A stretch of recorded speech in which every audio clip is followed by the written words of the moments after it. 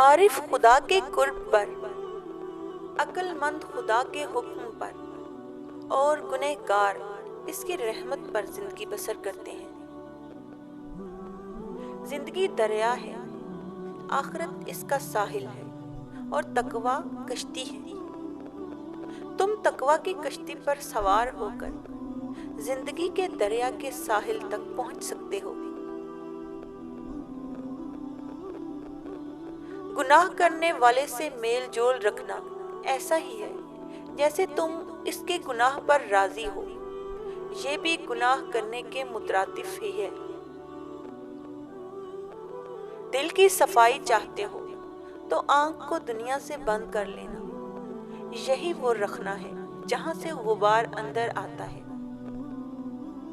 جو شخص از روئے شریعت اوصاف بندگی سے محروم ہے، وہ اوصاف خداوندی کا بھی اہل نہیں۔ جس شخص کو اپنے نفس کی معرفت نہیں، وہ اوصاف بشریت سے بھی غافل ہے۔ نفس کو اپنے قابو میں رکھنا چاہتے ہو تو اس کی ہر بات کی مخالفت کرو۔ بدخلقی لقمہ حرام کی طرح ہے، لہٰذا اس سے پرہیز کرو۔ خدا صرف دو چیزیں چاہتا ہے: توحید پر اقرار اور لوگوں سے نرم لہجے میں گفتگو۔ تصوف یہ ہے کہ تیرے قبضے میں کوئی چیز نہ ہو اور نہ کسی چیز کا تجھ پر کوئی قبضہ ہو۔ اگر کسی شخص کو ہوا میں چار زانوں بیٹھا ہوا دیکھو تو بھی اس کی پیروی نہ کرنا، جب تک کہ اللہ کی امر و نہی میں اس کا عمل درست نہ پالو۔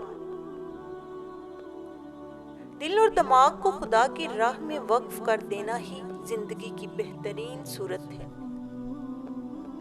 نفس پر مطمئن رہنے والے کی ہلاکت نہایت خوف زدہ ہوتی ہے۔ نفس سے خوف زدہ ہو جاؤ، نجات پاؤ گے۔ خدا ایک ناقابل تقسیم وجود ہے، ایک ابدی چیز ہے جو کبھی مجسم نہیں ہو سکتی اور نہ ہی وہ مظاہر کے ساتھ متحد یا مخلوط ہو سکتی ہے۔ نیکی کا مقام حاصل کرنا چاہتے ہو تو ان 6 دشوار گزار پہاڑیوں کو عبور کرنا ہوگا۔ عزت کا دروازہ بند کر کے ذلت کا دروازہ کھولنا ہوگا۔ راحت کا دروازہ بند کر کے مشقت کا دروازہ کھولنا ہوگا۔ نیند کا دروازہ بند کر کے بیداری کا دروازہ کھولنا ہوگا۔ خوشحالی کا دروازہ بند کر کے مصیبت اور آفات کا دروازہ کھولنا پڑے گا۔ آرزوؤں کا دروازہ بند کر کے فقر کا دروازہ کھولنا ہوگا۔ خواہشات کا دروازہ بند کر کے موت کی تیاری کا دروازہ کھولنا پڑے گا۔ اگر حقیقی حسن و جمال چاہتے ہو تو اپنے حسن پر گناہ کا دھبا نہ لگنے دینا۔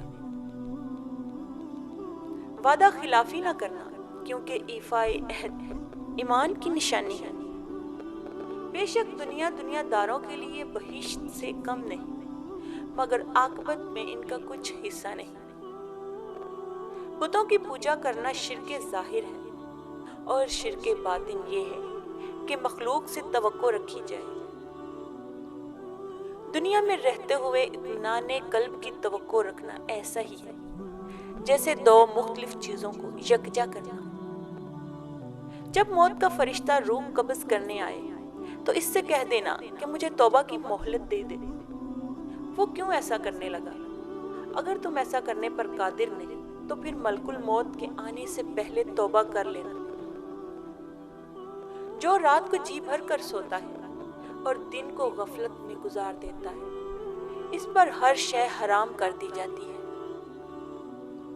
اگر جاننا چاہتے ہو کہ اللہ کے نزدیک تمہاری کیا قدر و منزلت ہے تو دیکھو کہ اللہ کی اطاعت کی تمہارے نزدیک کیا قدر و منزلت ہے۔